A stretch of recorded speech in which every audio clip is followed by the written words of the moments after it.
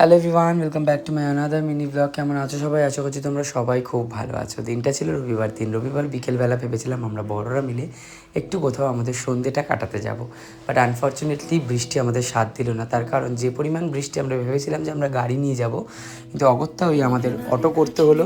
অটোতে যাই হোক সবাই চেপে তো গিয়েছে। তো এবার বলি, আমরা গত বছর অ্যানুয়ালের পর গিয়েছিলাম মন্দারমণি।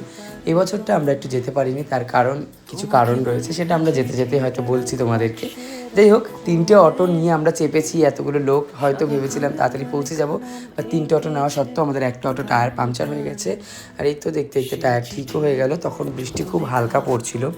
আমরা আজকে কোথায় যাচ্ছি জায়গাটা দেখে হয়তো অনেকেই চিনতে পারছো, আবার অনেকেই পারছো না। তাদের জন্য বলি, আমরা যাচ্ছি মঙ্গলপাণ্ডে ঘাটে। যারা যাওনি তারা একবার যেতে পারো। রাস্তাগুলো অসম্ভব সুন্দর। মানে প্রথম রাস্তাটাকেও একটু কষ্ট করতে হবে, বাট তারপরের রাস্তাটা খুবই সুন্দর, খুবই স্মুথ।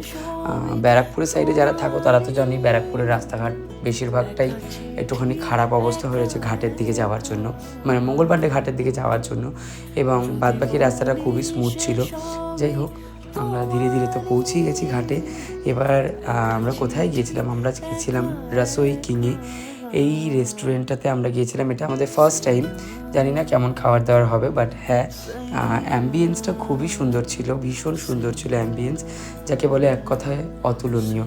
আর এরকম রেস্টুরেন্টের সামনে একটা সুন্দর ঘাট, এত সুন্দর হাওয়া, এত পরিষ্কার, নিট অ্যান্ড ক্লিন, সত্যি জাস্ট চোখ জুড়িয়ে যাচ্ছিল। তো আমরা যাই হোক, আমরা তার মধ্যে সবাই মিলে একটু ছবি তুললাম। এর মধ্যে শুভ্রনীতার ছাতাটাও একটু ক্যালমা দেখিয়ে দিল, একটু নাচ করে নিল ছাতার সাথে।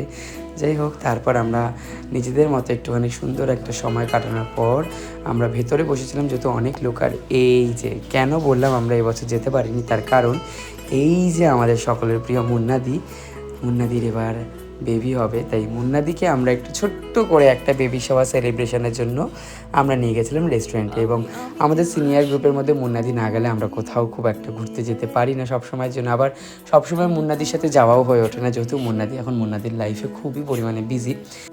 তো দেখতে দেখতে আমাদের ডিনারও চলে এসেছিলো। একটু আর্লি ডিনারই করে নিয়েছিলাম, কারণ আবার বাড়ি ফিরতে হবে। খাওয়া দাওয়া অ্যাভারেজ ছিল। তারপর একটু ফটো সেশন করে সবাই আবার সবার বাড়ির পথে রওনা দিল। আর এভাবেই শেষ হয়ে গেল আমাদের সুন্দর একটা দিন। সত্যি সুন্দর স্মৃতিগুলো কত তাড়াতাড়ি কেটে যায় না। চলো, তোমাদের সাথে আবার নেক্সট একটা ব্লগে দেখা হবে। টাটা সবাই।